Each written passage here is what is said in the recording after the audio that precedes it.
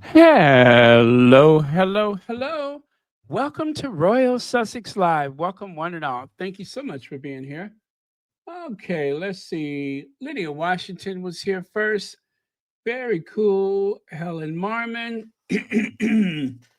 um, well, and a host of friends and others. That's okay. I'll just say hi as we go along. Let me see here. Huh. Okay. Very cool.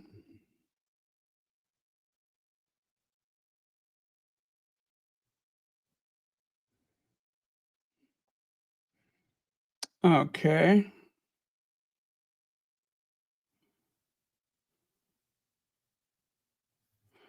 All right, so here we go. Take that away. And oh, that's what I need to do. I need to get the slides up. And they are still being shady with the slides, but that's okay. We'll use the alternative. Wow. Okay. And alternative slides. There we go. Oh, perfect fit. Wunderbar. Nope, it is not. Go back here and slide that over. There we go. See how that slides? Now that's a perfect fit. So I'm going to make me disappear. And I don't think we'll be here more than an hour. Definitely not more than an hour. Judy Matassid, Bunny Rose, CK, Nithalando Niandini, Gwendolyn Daniels, Maurice Brown, Mary H., Bunny Rose, Amazing Grace, Vaughn, Janice Goodrich. Hello, hello, and hello. Elaine Parker, so glad you're here. Thank you so much for being here. Very cool. All right. So, like I said, I don't think we'll be here more than an hour. But if I get started and don't spend 45 minutes talking about whatever I talked about for 45 minutes yesterday, that should help. Okay. So, go. Royal Sussex. Princess Anne's £6 million estate set to be hit by Labour's inheritance tax. That's right. It is believed the Princess Royale's catacombs, catacombs, catcomb, Gatcombe. Okay, Gatcombe Park Estate will fall under Labour's new inheritance tax rules on family farms, while the King and Prince William are, guess what? They're exempt. Wouldn't they be? Aren't they exempt from everything else? Elaine Parker, thank you so much for the super sticker. And as always, thank you so much for being here. Yeah, so looks like Afro Annie is going to have to come up with some money. Or as they, let me see, wasn't it oh gosh, who sang that song? Oh, James Brown. She going to have to get up off of that thing.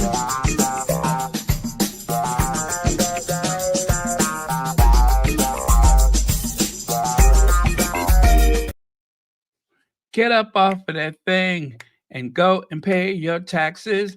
Get up off of that thing. uh, she gonna have to get up off of that thing. Now, there was no actual definition of what that thing is, but whatever that thing is, she better get off of it and pay them taxes.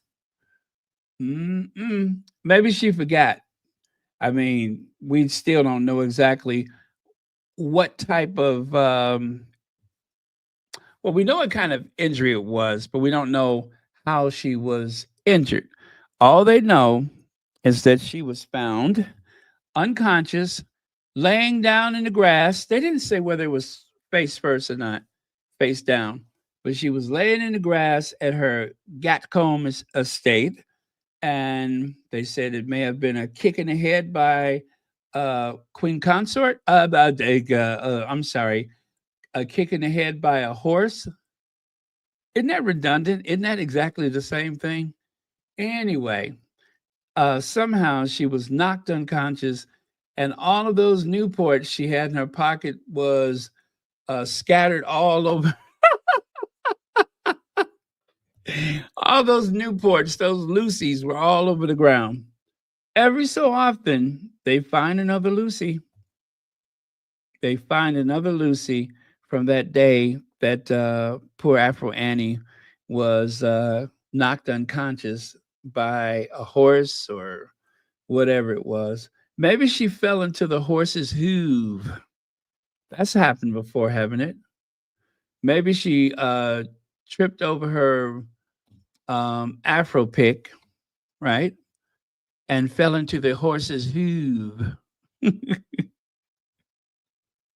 Anyway, that's my story, and I'm sticking to it. Poor Afro Annie. She got to come up off of that thing. She got to pay some money now. Wouldn't have happened if her mama was still alive. Back in the Queen's day, it was don't ask, don't tell. Don't ask for no money, and don't tell anybody I ain't paying no money. The times were so much simpler then. Next. And poor Willie Leaks, poor Willie Leaks. He's going through a tough time. I mean, after all, you have gone all the way to South Africa so that everybody would talk about something that has nothing to do with the Super Bowl, but your people keep telling everybody that is Prince William's Super Bowl moment, whatever that means.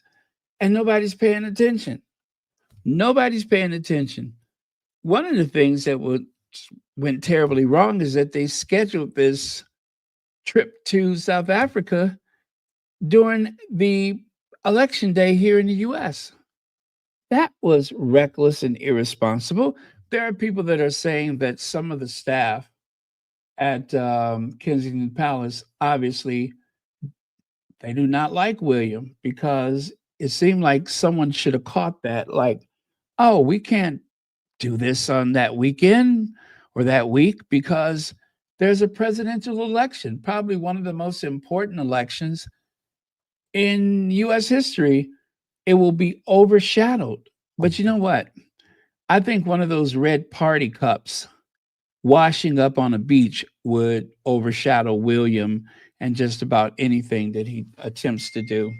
Everything that he ever touched is a complete failure. So who's to say that he could compete with anything? So, okay.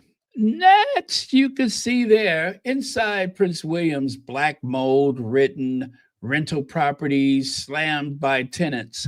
Well, it is a disgrace. It is a mess. Who could live in a dwelling like that paying rent every month? Is there no recourse?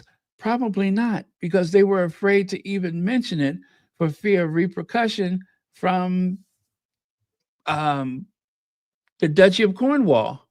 But this article was reported by the Daily Star, which I do believe is the American tabloid. And they don't always play along with the palace when it comes to different things. So one should not be surprised that you can have an article like this in an American tabloid, trashy news just the same, of course. But one could have an article like this in an American tabloid, whereas it would be virtually impossible to share something like that in the British media. So,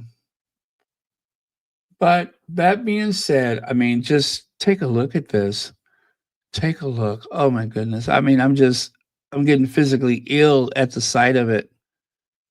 Dank and cold and probably musty and all the damp inside of the walls and floors and then of course the reason why they're showing you this stove is because those places are very hard to heat.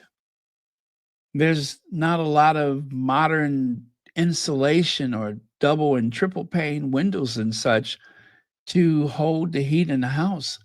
It must be terrible for some people who have to make that choice as to whether to eat or heat. But there's a lot of people that have to make those choices. And traditionally, fuel costs in the UK is far more expensive than it is here in the United States, which makes me very sad because no one should have to make those choices. So, yes, uh, not good. And what gets me though is that isn't there oil in the North Sea? Don't they? What does British Petroleum do for the British people? Don't they have like natural gas reserves and other things like that? Why is it perpetually expensive? Now, I can get the thing about petrol because they probably just want to keep people off the roads. They don't want to make it easy or cheap to purchase an automobile, lest someone should, you know, contribute to traffic and pollution and such. I get that, but still, that's terrible. Very sad for working class people. But there are two Britons. There are the toffs, the top drawer upper crust, and then there's everybody else. Now, there is still and always has been a very strong middle class, but working class and, of course, basic poor people, they're the ones that get the worst of it. I don't know how people tolerate the flashy lifestyle of the royals while there's so much poverty, so much homelessness, and more food banks than you could shake a stick at. When the food banks outnumbered McDonald's, that was a problem. And the thing is, the food banks were not used as frequently some years ago, but now there's such a huge portion of the population that are dependent upon the food banks out of fear of food insecurity. So a lot has changed. Connie Balmer! Hey, Connie Balmer, thank you so much for joining us. Okay, I'm going to keep it moving because we're not going to be on here so long today.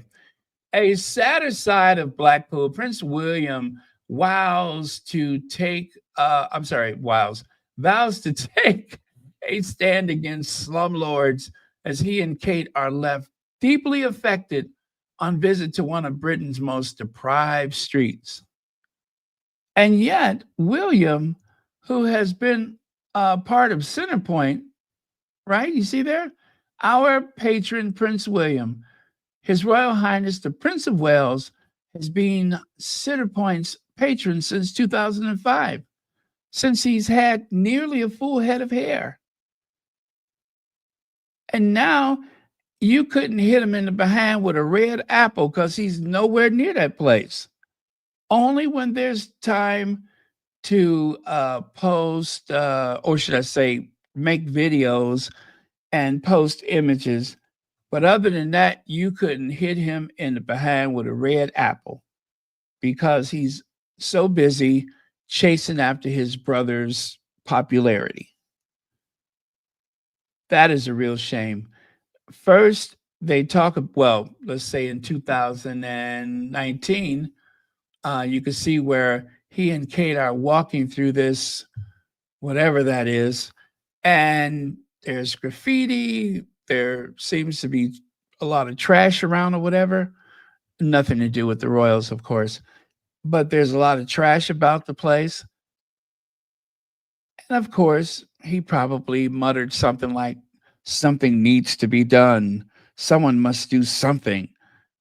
And yet, his contribution to the matters of homelessness has probably been pretty small thus far. Very strange. How could you be a part of an agency like this? How long did it take Meghan to go to the Hub Kitchen and decide, wonder how we can write a cookbook and you all can use the proceeds to keep the kitchen open? Didn't take Meghan but a visit to figure that out. What has William figured out in nearly 20 years with Centerpoint. What has he figured out with what, 20 years, over 20 years? Has he learned anything? Has he changed anything? I don't think so. Pretty sad. Pretty sad. But typical. Queen missed two missed one more time. Let me take a sip of coffee. There we go. Queen to miss Remembrance event after chest infection. First of all, please do nothing to draw my attention to the Queen consort like that. I don't want to think about anything like that. Just say she's congested. I hate to think of that. Not with her. Anybody but her. Don't make me think about that region. But apparently this thing is either really serious or they are trying to divert attention away from the report about William and his daddy's earnings. It just seems very convenient that she would take to her bed just as they were facing all of this embarrassment. Very convenient. I mean, you couldn't have timed it more perfectly. So, Queen will miss Remembrance Day event this week while she recovers from chest infection. This breaking news story is being updated. Okay, so never mind all that. Royal earnings exposed as king earns millions from contracts with cash-strapped NHS, military, and state schools. And there's a few other agencies and such that has been bringing in the money. You know, I know that it's good business practice on their behalf. Their whoever manages their portfolio, of course, but they have to sign off on this, right? They have to sign off on these things. So you can't say that they're unaware. I'm sure that they go over the figures and they know exactly where the money is coming from. I'm going to use the example of, let's say, an art museum or an art gallery. Um, there are some pieces of art that are so valuable that the museums couldn't even afford to buy those pieces. So the owners of those pieces will put those pieces on permanent loan. On permanent loan. So those permanent loans means, of course, that you still own that piece of artwork. And the museum has been given the right to exclusively display it until whenever, until the actual owner or their family and ancestors or whatever decide they want it back. The very same thing should have happened with these properties that Charles and William have rented out. They could have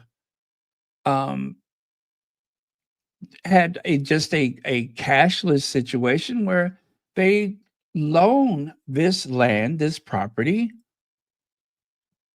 a lend lease type of thing, to this agency or that organization or to the Royal Navy or the garrison of soldiers that are there to protect Charles. It just seems very odd to take money from a not for profit or government agency when everything the government is doing is in your name. It is His Majesty's Army, His Majesty's Navy, the Postal Service, all of that is in His name. So why are you charging them money? It's just petty. It really is petty. And yet they want to divert everyone's attention away from this with this U.S. presidential election fallout, war in Ukraine, and the Middle East. That's more important front page news. Wouldn't you agree? No, because what they use as front page news is William, a billionaire with a staff of almost 100 people, moaning and whinging about what a tough year it's been. If you ever doubt that the palace tells the press what to print, have you ever doubted that? Because look at those articles. I showed them to you individually yesterday. Look at those articles. Look at the front page. It's all about William's tough time, he and his family. No wait, medical treatment, no waiting, no appointment necessary. You just go, or they'll come to you. I don't get what he's complaining about. We've gone over this before, even when we thought Kate's mystery illness was even more serious. People made the point that people are making tough decisions every day. People with cancer are still working full time. They're going to treatment one day and working the next. They can't afford to take away from work. And in William and Kate's case, not only did Kate take off, but William took off with her for no reason, for no logical reason. He's the one who said they have the 2 Filipino nurses that's with them around the clock. So what is it for him to do?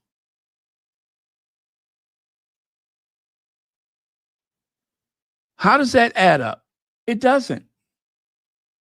And now you do understand that if this, and I hate to say it again, but if this was Harry and Meghan, for whatever reason, they would have all kind of people saying, oh, this happened to me, that happened to me.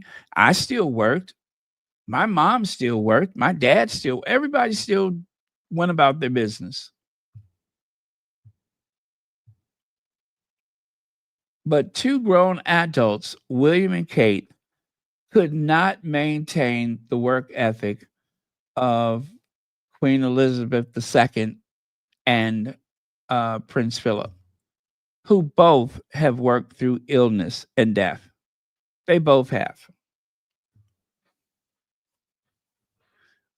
Analysis of royal correspondence have almost entirely ignored the scandal of the duchy while while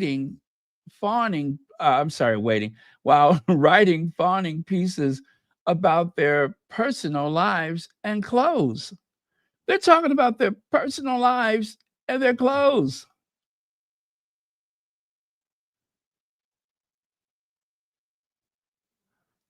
People have actually been through things and have been far more productive without you ain't even seen the worst of it. I'm getting to it. So Rebecca English says, my exclusive analysis of Prince William's visit to Cape Town. Rebecca English, yes, Prince William is thinner and his face shows the strain, but he's in a better place now. And being with him on this trip has been such a joy. I hate to think, well, I don't mean what I say when I say that, but I'm just thinking there could be a lot of reasons why his face is looking thin, why he looks not as robust as he has in the past. I insist that both he and his wife need an intervention because there's something going on with the two of them that I think is not necessarily related to any type of illness. That's just my opinion. But no one can speak of it. No one can speak of it. There's been too much cloak and dagger stuff going on since January. And if it doesn't seem logical, then it probably is not. They have had some strains between the two of them. And to me, it sounds like some Uncle Gary, um, Tom Parker Bowles stuff, if you ask me. It sounds like either baking soda or paint thinner. It's either baking soda or paint thinner or both. That's what it sounds like to me. That's what it looks like to me.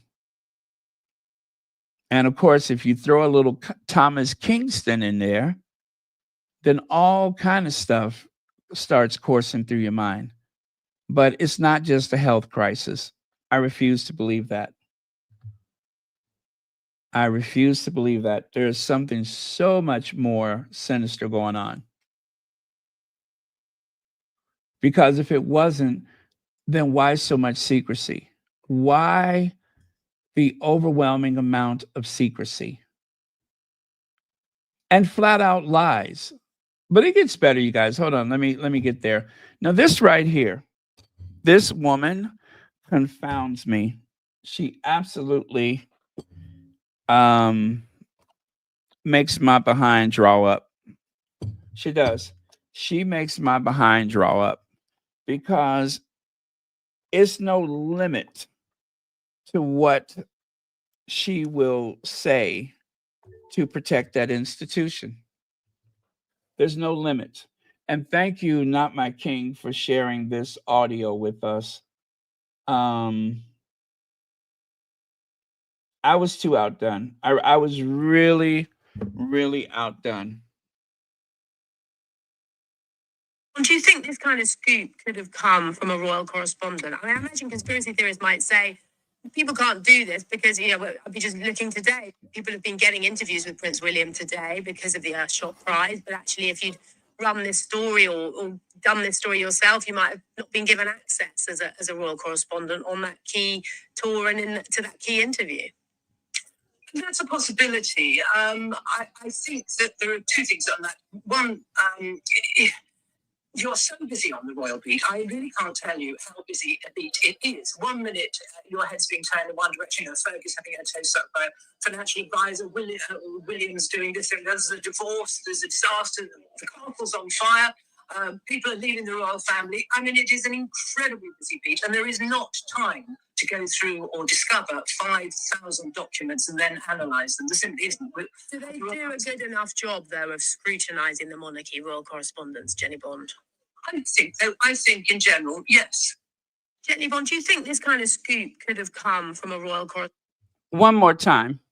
I imagine conspiracy theorists might say people can't do this because, I'll be just looking today. People have been getting interviews with Prince William today because of the Earthshot Prize. But actually, if you'd run this story or done this story yourself, you might have not been given access as a royal correspondent on that key tour and to that key interview.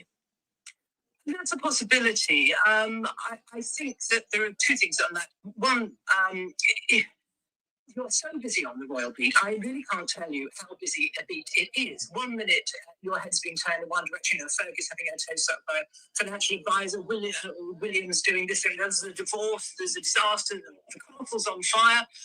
People are leaving the royal family. I mean, it is an incredibly busy beat, and there is not time to go through or discover 5,000 documents and then analyse them. There simply isn't.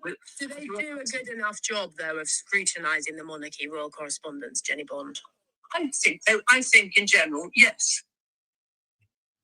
She has no shame. She has no shame whatsoever. You have the Royal Rota. You have an absolute scandal.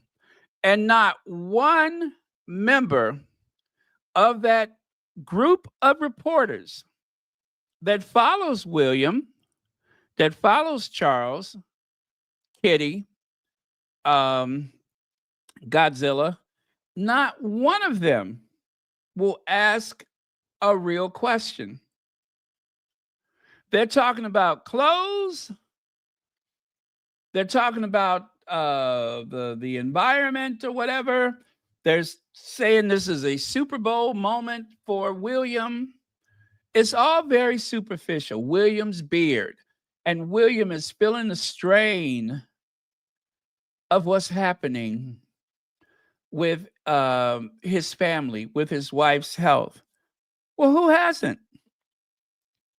Philip and Lizzie, Prince Philip and Queen Elizabeth II, they did not discuss their health with anybody outside of that household or institution. It was not discussed. And I kind of feel like maybe they need to go back to that, because by opening up about something that is probably very different from what they're telling us, it gives them the ability to duck and dive. I don't care about those people, but I do care about the fact that they will make up stuff about the Sussexes, conversations that have not been had, people who have no insight into their marriage or their family or their business on a daily basis know more about what they're doing than they do. They know what their employees think. The big lie about her running around in high heels and chasing after the employees and screaming and terrorizing people, they're not even working in the same space. They're in Hollywood, and the Sussexes are at their stately palatial Italian villa-like mansion in Montecito.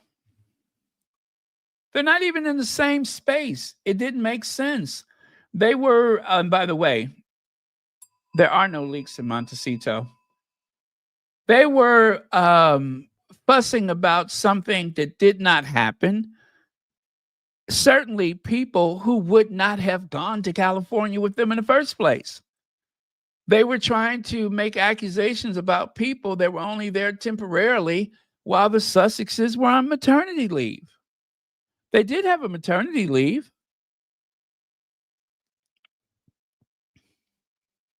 William takes a maternity leave, bereavement pay, Cinco de Mayo, you name it, and he'll take off for it. The most vague holiday that you could think of, something that has nothing to do with the United Kingdom, some obscure tribe in Tierra del Fuego, you name it, he will find some reason to take off. Like, oh, Your Highness, you're not going to be here tomorrow? No, it's Tierra del Fuego Day. Ole.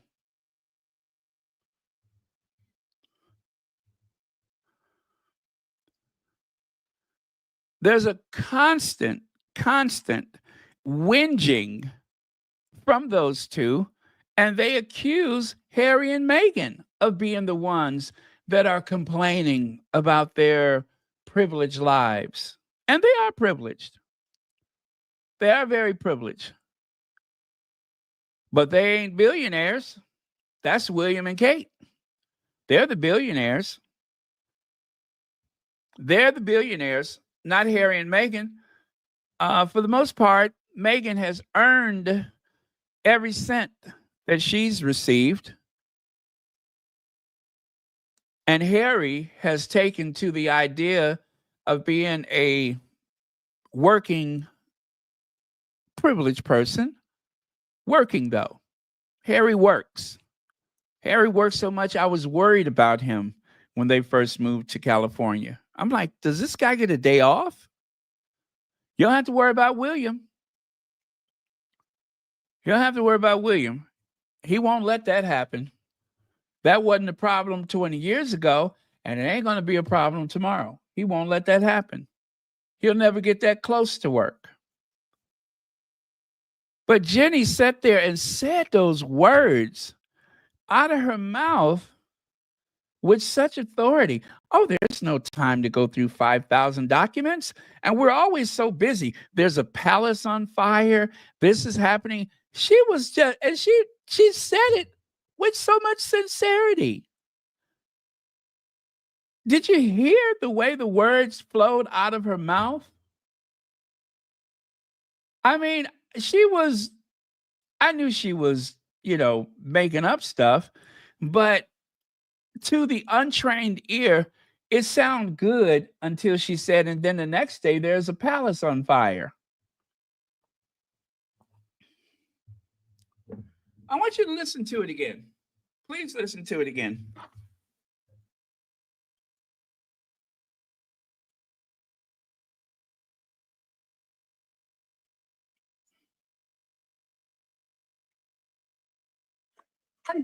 I think in general, yes. Gently, Yvonne, do you think this kind of scoop could have come from a royal correspondent? I imagine conspiracy theorists might say people can't do this because, I'd be just looking today. People have been getting interviews with Prince William today because of the Earthshot Prize. But actually, if you'd run this story or done this story yourself, you might have not been given access as a royal correspondent on that key tour and to that key interview.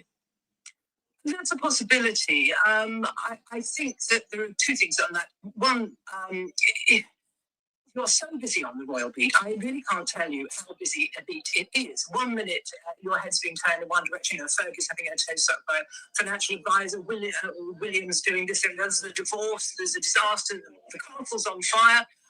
People are leaving the royal family. I mean, it is an incredibly busy beat, and there is not time to go through or discover 5,000 documents and then analyse them. There simply isn't.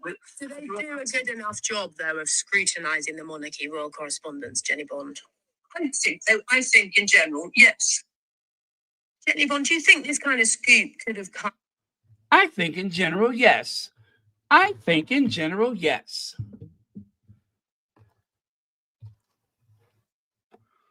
All the more reason why, when she said those things about Princess Diana and what Princess Diana felt about Camilla, all the more reason why you know that that was a big fat lie. You know that was a big fat lie. I don't believe it. It was made up in the spur of the moment. You don't have to take part, you don't have to watch it. Go to the beach, do something else. You have a choice. A lot of people are going to enjoy it. And I would just say about Camilla, that I sat with Diana in her drawing room and talked about Camilla. And Camilla, in Diana's view, had been loyal, discreet, and deserved some form of recognition. Well, she's going to get it on Saturday. Well, she's going to get it on Saturday. Well, she's going to get it on Saturday.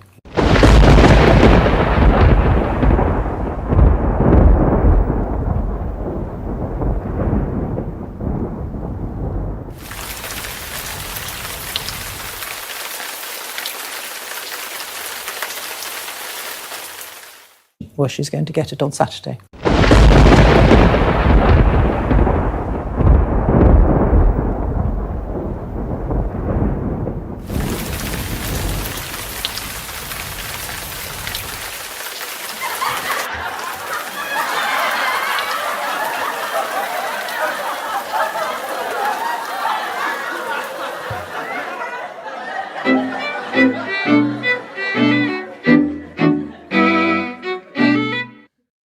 Well, she did get it on Saturday.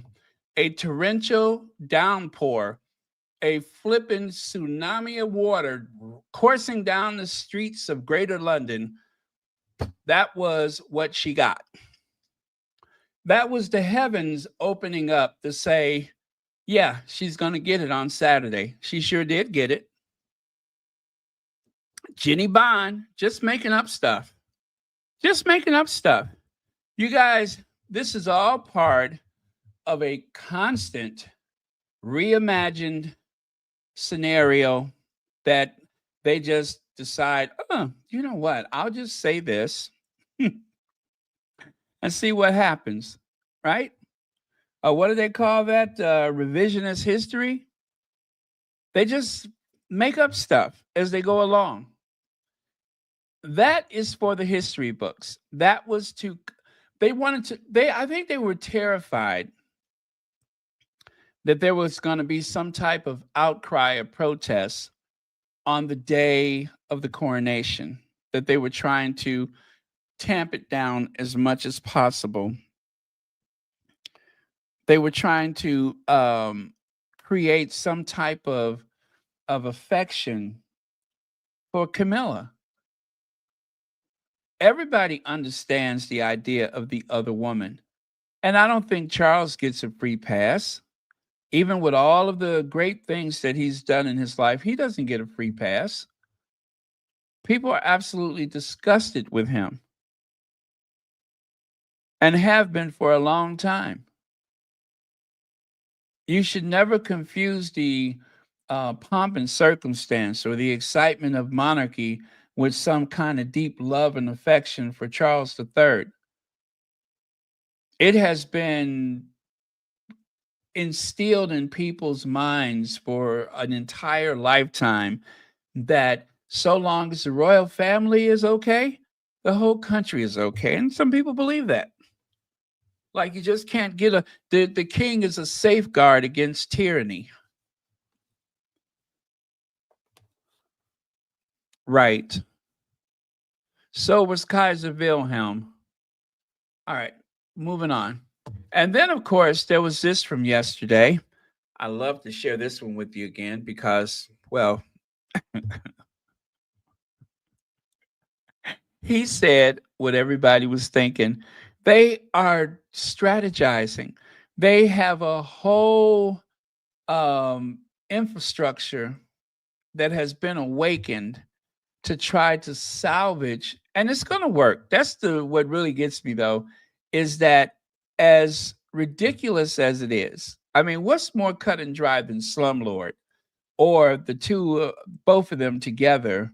Um, I guess draining the coffers of the government for their own personal use. What is more cut and dry? And yet they are whinging, that word that they use against the Sussexes. They are whinging so that everybody will feel sorry for poor William, poor Kate. They just can't get a break, can they? They just can't get a break. Oh Lord, let me get that one going. It just I don't have the words. Here we go. Isn't it? And I think now we're seeing them open up more than ever before. It's interesting to see how privately the tough time that they've been through. And I do think that will resonate with a lot of people. When you get a diagnosis like that, it just shatters your whole family. It can be really hard to I think a lot of people will connect with that. We'll talk about it later, but it's also worth mentioning it was a very rough news week last week for the royals after that documentary in the Times investigation. So you know, anything that they can do to personalise and humanise themselves right now is well, it's not, I'm not being cynical. I'm just saying that, you know, there will be people at home. Only last week there were some very tough allegations for the royal family, and they're very serious allegations. So you know, we'll have somebody on later to talk about it. But Sarah Houston, royal commentator, she'll be talking through all the issues at the moment. Also interesting. Isn't that rich?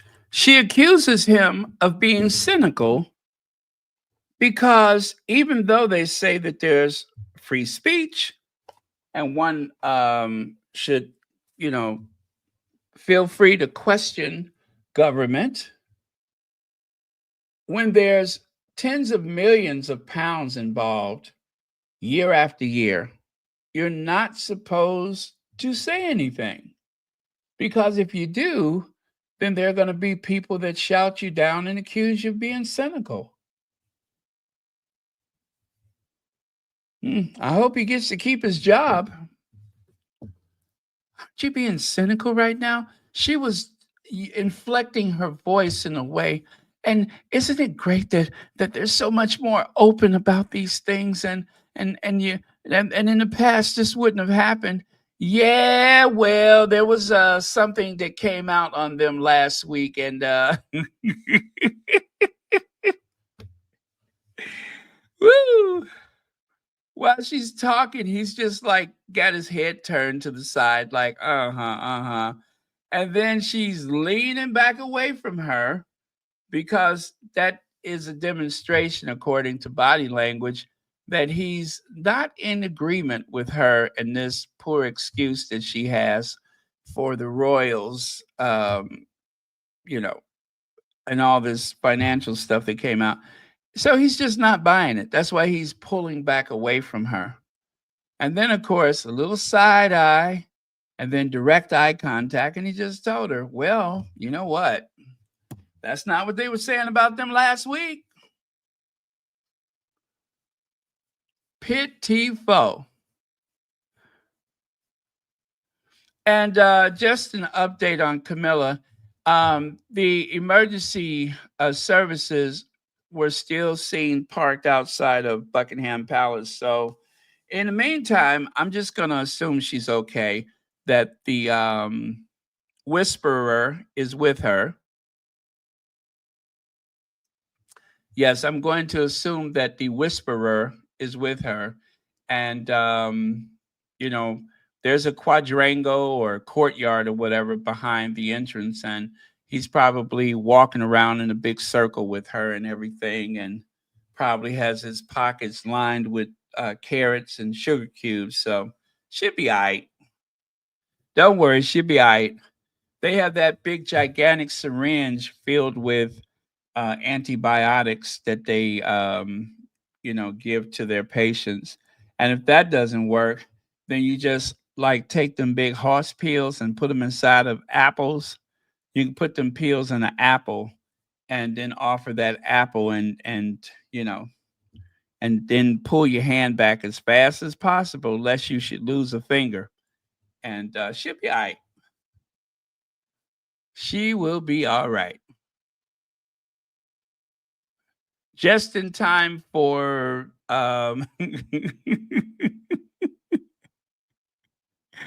just in time for what do you call it?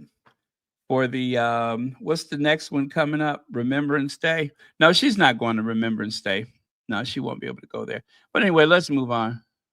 So Prince Andrew finds funds to stay at Royal Lodge. The Duke of York has convinced palace authorities he has sufficient cash from legitimate sources to pay for his own upkeep. The Duke of York has raised the funds to be allowed to stay at Royal Lodge. They were not going to kick that man out of that house anyway. That was all performative. That was for show.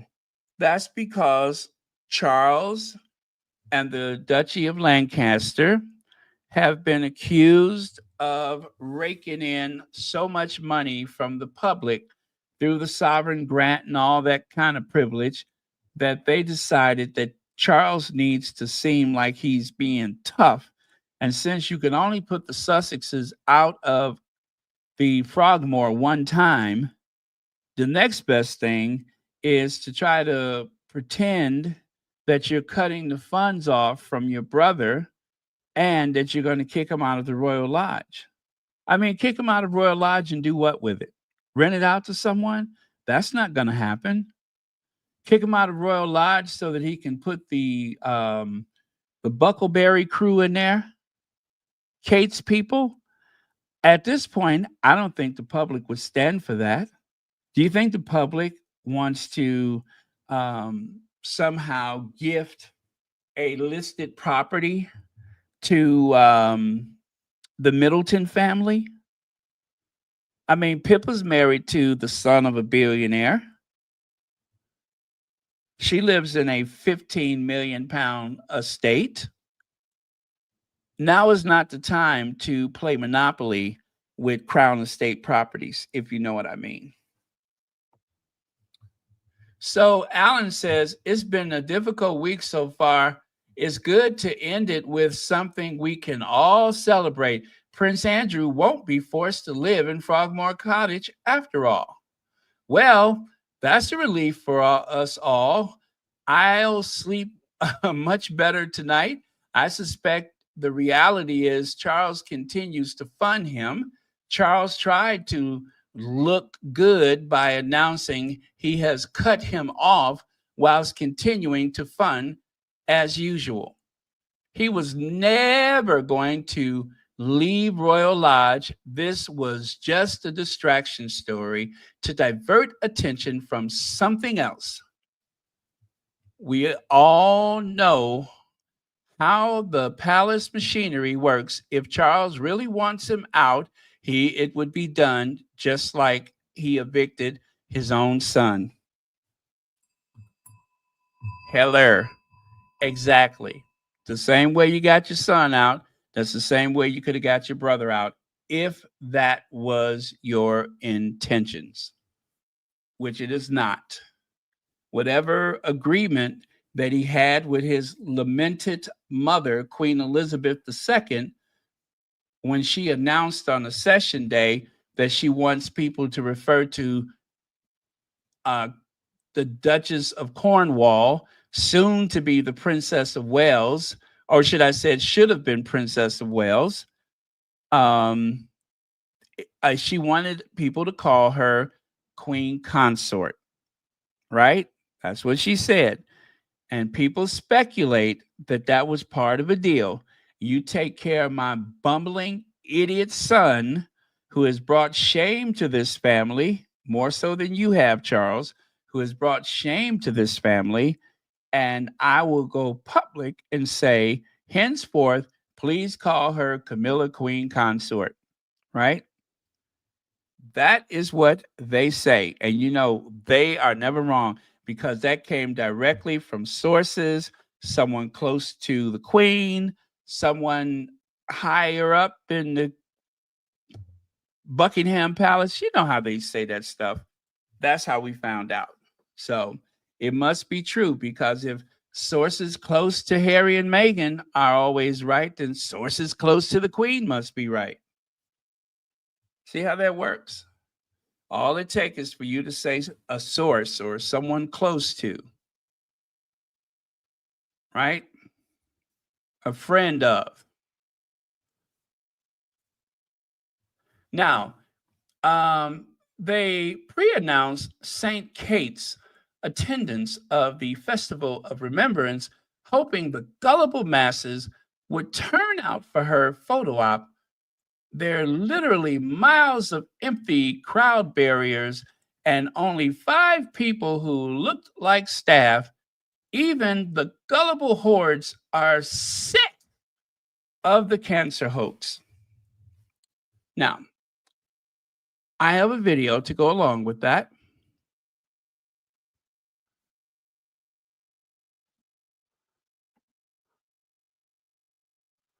Let me see here.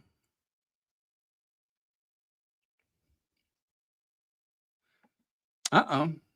Where is it? Is it not fully loaded? Let me see what I can do.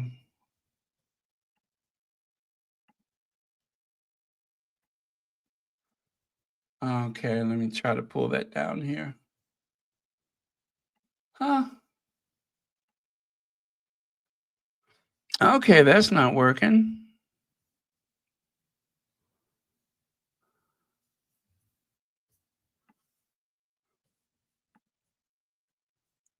Well. Kensington Palace then got into my system. Let me see.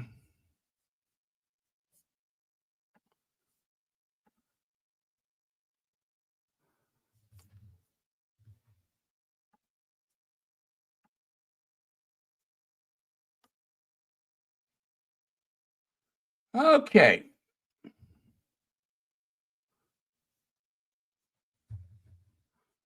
Oh, fudge. Why isn't that not working? I guess it wasn't meant to be. I wanted to show you the lack of people out there. Let me try that one more time. This has got to work.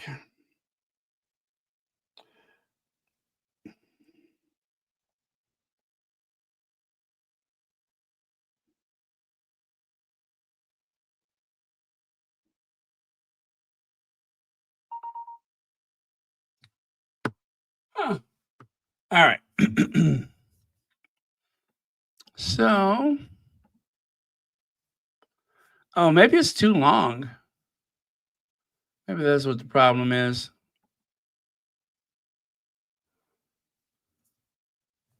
Okay, let me see if I can shorten that up a bit.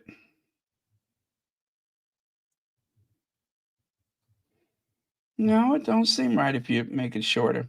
Well, anyway, I will try to share that with you later because it doesn't seem to want to cooperate.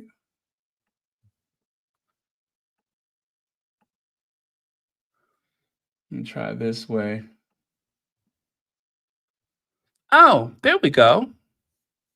There we go. Now I want you to see these hordes of people being held back by the barriers that they put out, because people heard that St. Catherine was showing up, and you know how it is. They want to touch her hair or hold her hand or something just to be blessed by her. So here goes.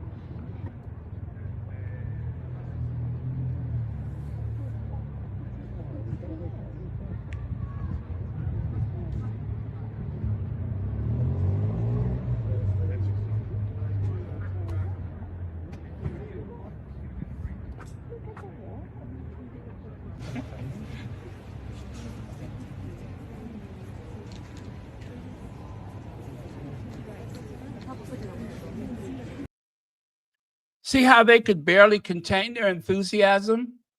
I mean, it seemed as though people were lunging at their vehicle. You see how nervous the authorities were? All of those people pushing and shoving and standing on rooftops and mailboxes and street lamps, trying so desperately to get a view. Is there a birthday? Did I just see a birthday? Whose birthday is it? Did I just see a birthday? What birthday is it? Whose birthday? I know just a few passerbys, and they were on their way to Tesco's Finest.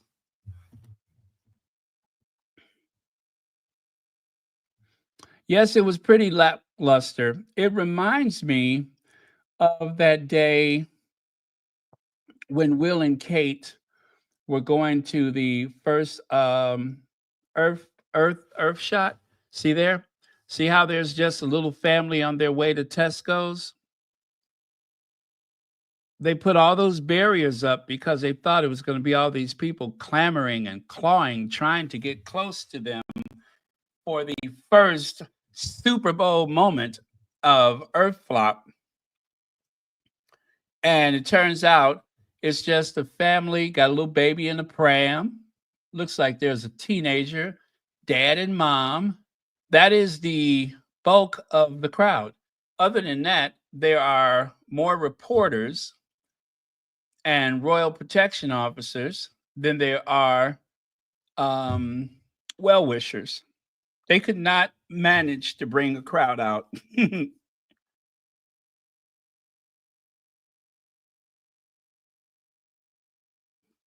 I would be embarrassed. I would be absolutely embarrassed. Oh, it's tomorrow. Oh, really? Okay. And you know what? You know, I still have the card from last year. It's amazing that it has come around so soon, isn't it? Isn't that amazing? It seemed like it was just your birthday a couple months ago. Wow. That is so weird. Time is just going so fast. I can barely take it. My goodness. Well, happy pre-birthday birthday. We'll dance tomorrow. Happy pre-birthday birthday.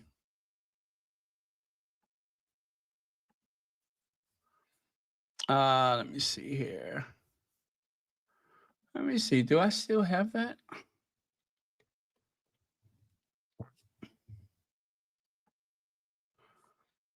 I know I got it some. Oh, is this it? Wait. Is that it?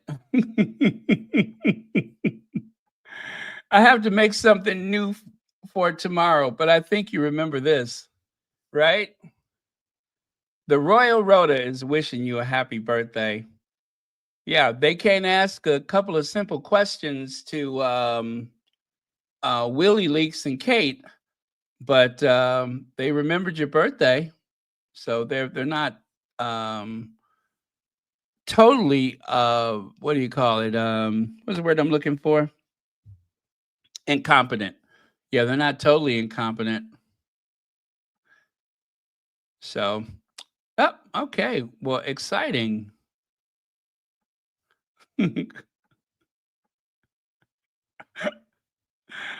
All right, let me take that down. I'm so glad the crowd was able to contain their enthusiasm for Will and Kate. So there's Kate Shines as she makes her first high-profile appearance after cancer treatment. And of course, look at there. Brave Kate returns to work. That almost sounds like lesser mortals, right? That almost sounds just like lesser mortals. Lesser mortals who have a staff of somewhat 62 people, a choice of homes to live in, has never worked a hard day in their life, never really had a job, never even had a job. But lesser mortals or brave Kate returns to work because they effectively treated her pre-cancer cells, right?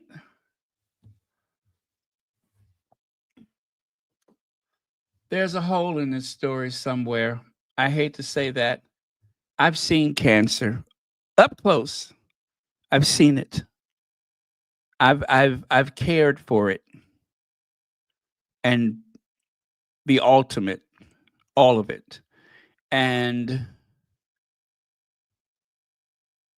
there's just been too many people saying, I don't believe it. And people that have no interest in the royal family whatsoever. It just did not make sense. None of it made sense. They were so careful with the wording. But it was just enough to make people stop laughing at where is Kate Middleton and the Franken photo. It was just enough for that. I survived not having cancer.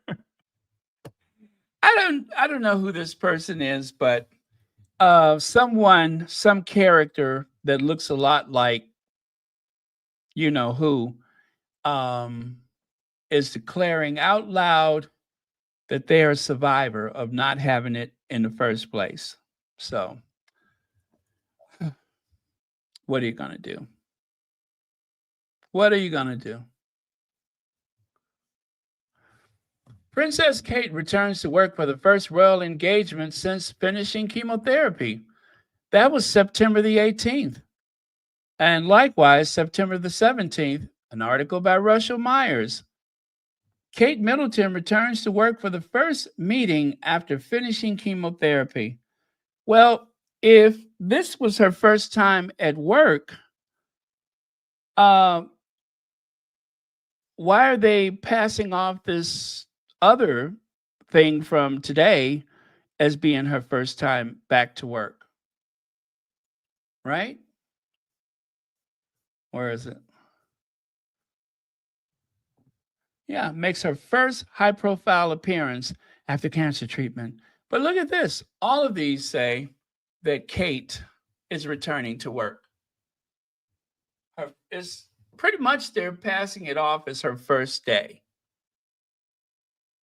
This is another palace inspired or palace ordered debut story, anything to drown out the cries of slumlord. That's what this is about. Kate did not have to get clearance from her doctor because I'm pretty sure Kate's doing just fine.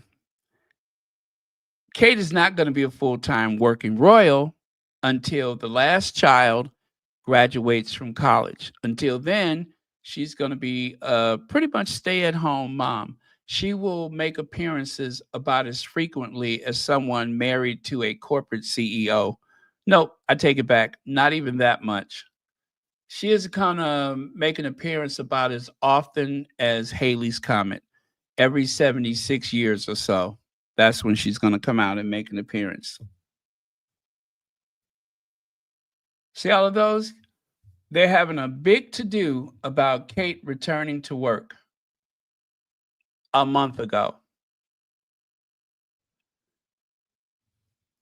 But they're calling this her first high-profile video of appearance. What about Trooping the Colors? What about Wimbledon? What was that?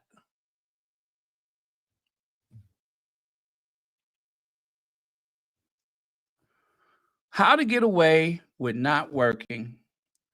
And of course, in comparison to that last appearance that they made when they went to thank the first responders, everything is snatched, plumped, and tightened.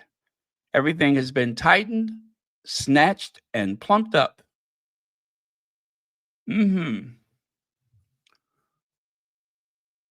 But remember, she has been to hell and back, according to the palace.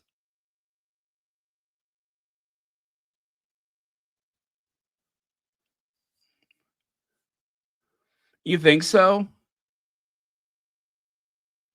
Yeah, she's got the ring back.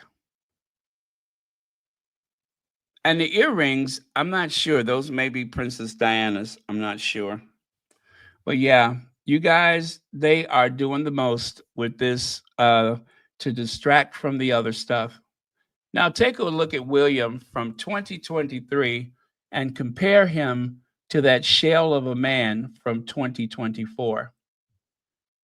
Kate looks absolutely the same. Now, maybe the photo from last year on the right is a little darker, but she looks absolutely the same. It makes it hard to believe that she was sick.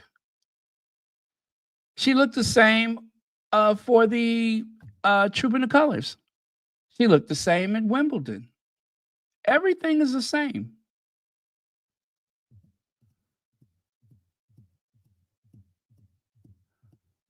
Everything is the same.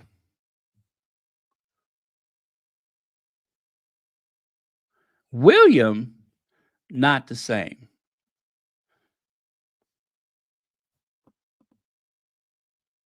That's William.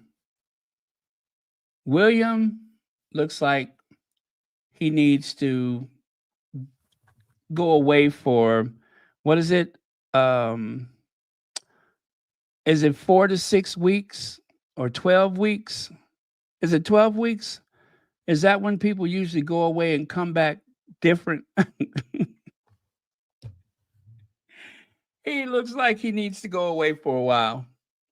Like he needs to go bass fishing for a couple of months and then come back.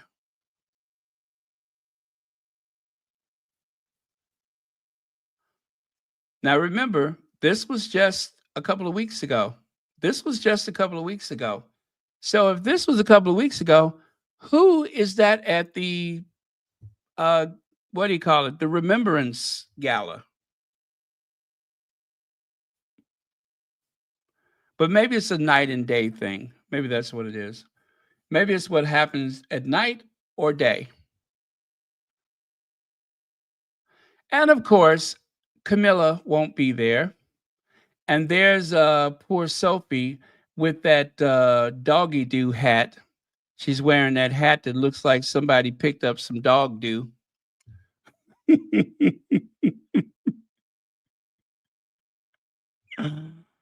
Well, listen, you guys. I think Remembrance Day is what, tomorrow? Whenever they show up at the cenotaph, we're going to see if everything looked like it's so tucked, tightened, plumped, and you know what else?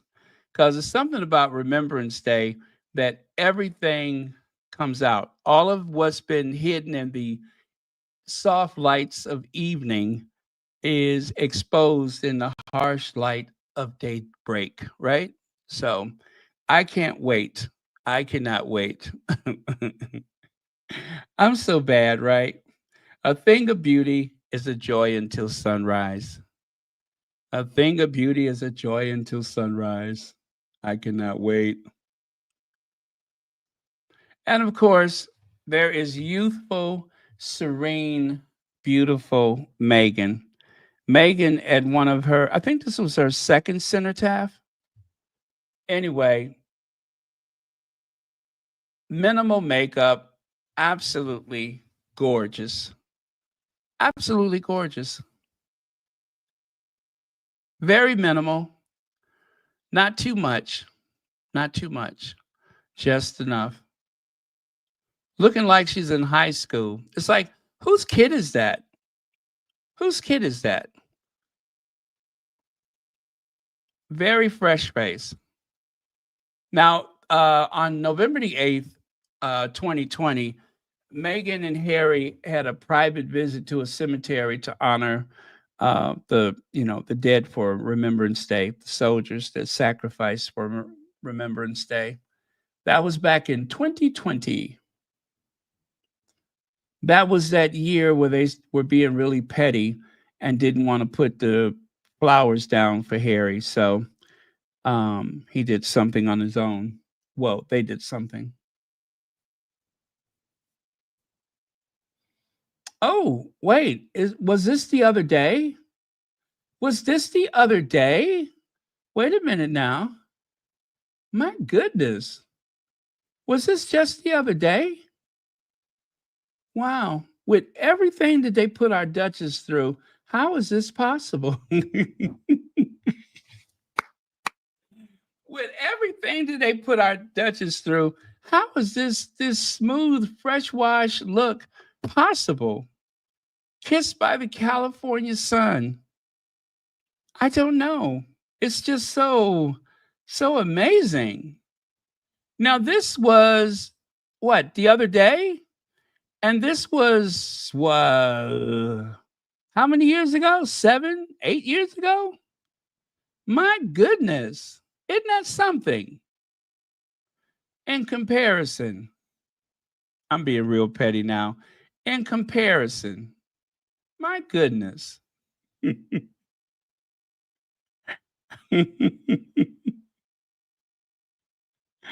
My goodness. I declare. Oh well. Um it must be something in the water. My goodness.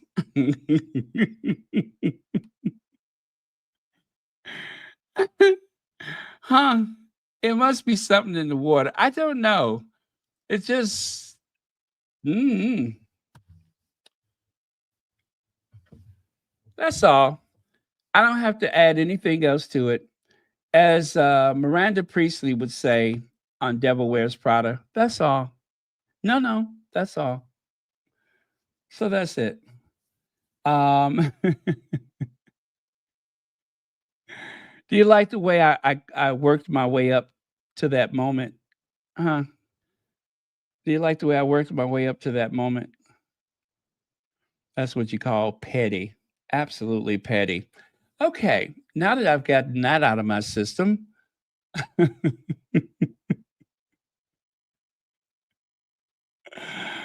that I've gotten that out of my system, we can continue.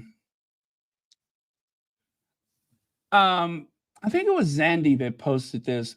Mock was one of the team of 22 or so positioned on top of the George the Fourth. Yeah, George the Fourth Gateway, where he was to take GV or general view. Oh, okay. General view shot showing the overview of the turnout and the scale of those that is, sort of images, when he soon realized that the Duke and Duchess's carriage would pass through directly beneath him. When the carriage was almost upon me, I shot all I could with a long lens and quickly switched to my other camera with no time to spare, pushing the edge of the lens tight against the edge of the metal grill. The carriage looked took less than a second to pass underneath me. And in that time, I had managed to shoot 5 frames, one of which would end up as the one of the most memorable photos of the whole wedding. Of course, had that carriage driven a foot or so either side of my viewpoint, there wouldn't have been a picture, he said. Some have since pointed out the hard shape the couple's bodies have just happened to create, symbolizing the love they have for each other, while other note to the presence of Diana.